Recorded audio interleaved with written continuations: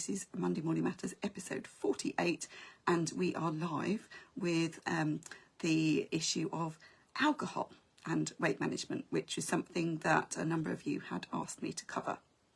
Now, I have covered this previously, going back quite a long way, but I think because it is such a big topic that affects many people, that it's always worth revisiting. So I'm just going to basically tell you, first of all, what the problem is with alcohol and weight management, because it's not just one thing. There are a number of different factors that all come together that make alcohol and weight management not very good bedfellows. They create a bit of conflict, because on the one hand, obviously we want to lose weight, or we want to manage the weight that we've lost. We want to stay a healthy weight, and then alcohol trips us up quite considerably sometimes.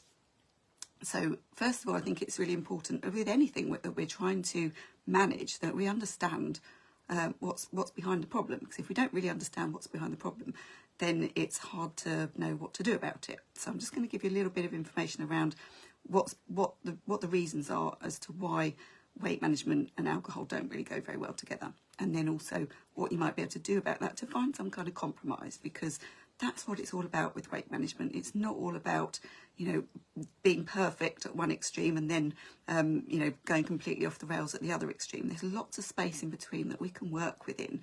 And it's about finding where that space lies for you, so that you can obviously enjoy your life, enjoy social occasions, enjoy a drink, but without it ruining your weight loss efforts or weight management efforts. So there is a number of things, as I said, that all come together. It's not one thing in particular. First of all, calories, okay?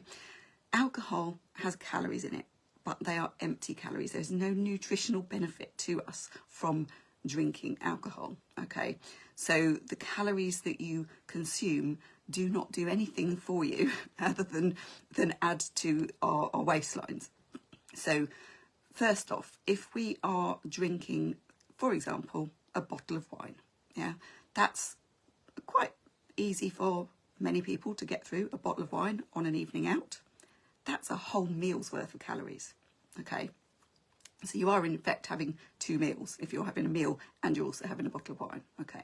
So if we're trying to manage our weight and we know that we've got a limited amount of calories that we can spend in order to be able to create the calorie deficit that we need in order to lose weight, or to maintain our weight if we are, at maintenance level, we still have a limited amount of calories that we consume.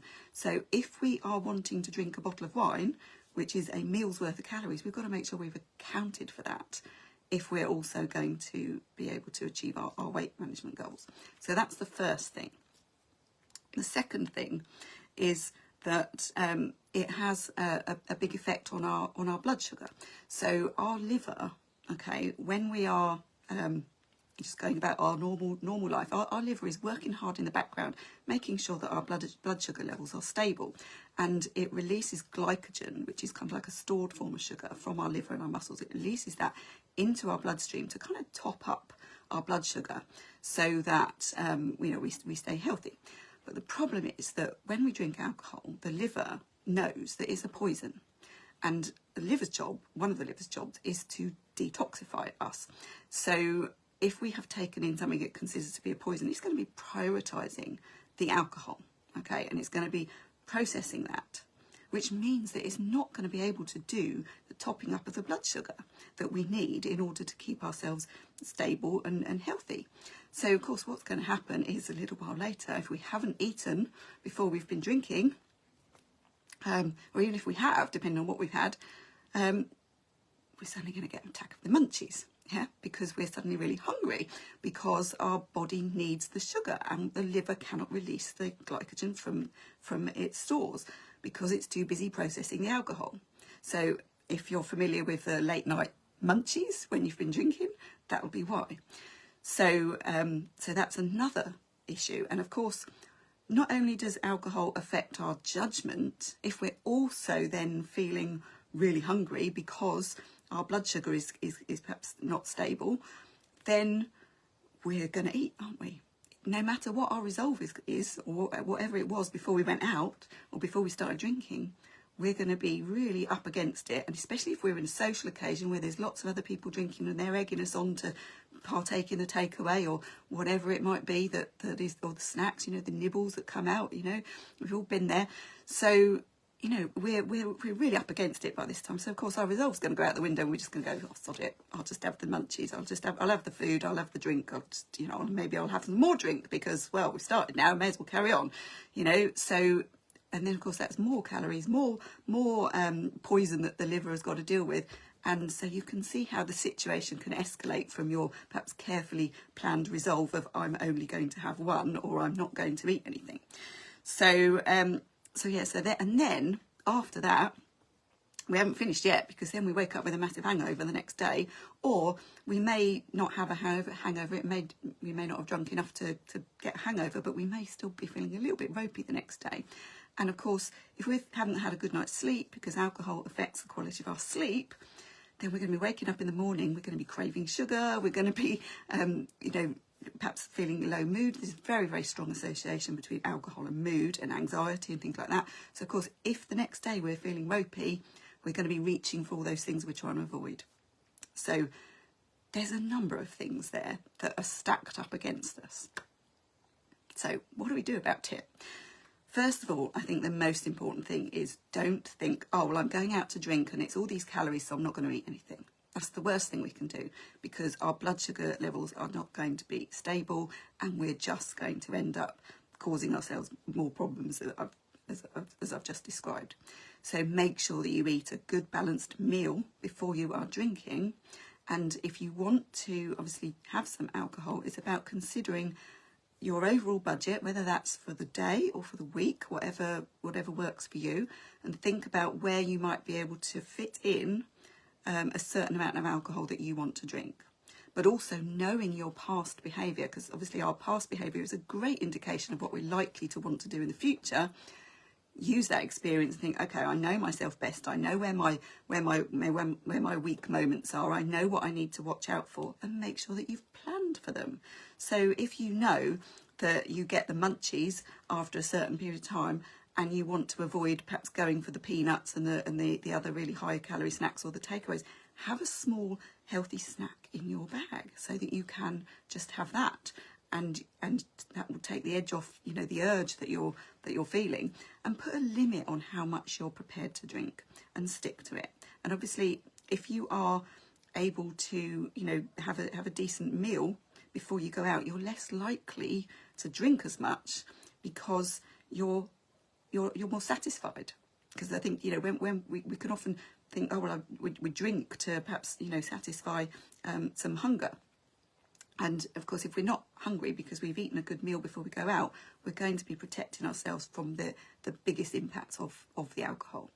So I think the bottom line, because I hear this all the time, oh, well, I'll just save my calories for the alcohol. Please don't, because that is just going to cause more problems. Because when those nibbles come out, or when you get the munchies, it's going to be so much harder for you to manage. So it's better to eat before you go, to make sure that you stay healthy and you maintain your resolve. And as I say, put some sensible limits on how much you can have, and, you know, whatever you might need to do to protect yourself from that. So for example, you know, it's easy, isn't it, to pay for everything using our phones and our smartwatches now. So maybe, you know, if you're going out, maybe just take cash with you, so you can't spend more than you've got in your purse or your wallet. And, you know, as I say, have an emergency snack in your bag that is healthy, something that's sort of relatively high in protein as well, and you know, that is and something that's got carbohydrates in it to help top up your blood sugar, because your liver cannot do the job that it's supposed to do while you're drinking alcohol. And just, you know, really think about all of the pitfalls, and make sure that for every single pitfall that you can think of based on your previous experience, you've got a strategy to manage that. And then see how it goes, and just keep practicing that. Because the thing about when we're trying to change our behaviour, which is effectively what we're trying to do here, it takes time and practice. It's not something we're going to just suddenly be magically brilliant at overnight, in the same way as learning any other new skills. You know, sometimes people say to me, oh, well, if only this was like learning a new thing, you know, I'd be able to do it. Well, It is like learning a new thing. This is no different, okay? This is about learning new ways to manage yourself in difficult situations. And the more you practice it, and the more you reflect on what went well, what could you do better, then you can use that information for next time. So that's all I've got time for today. I hope that was helpful.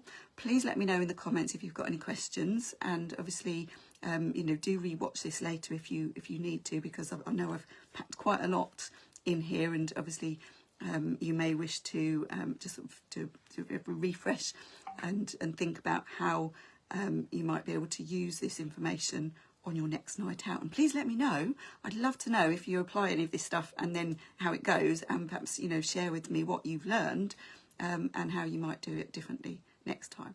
So I'm going to leave it there now. Thank you so much for joining me, and I will keep an eye on the comments over the course of today and come back to you if you have any questions. And I will see you all next week for Monday Morning Matters episode 49. I don't know what it's going to be on yet, so let me know if you have anything that you'd really like me to cover.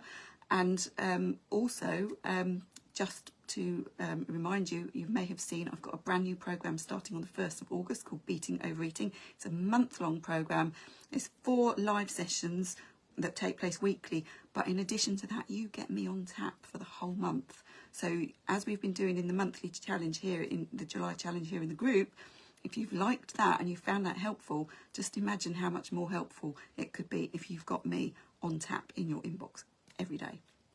So I'm going to leave it there, and I will see you all next week. Take care. Bye-bye.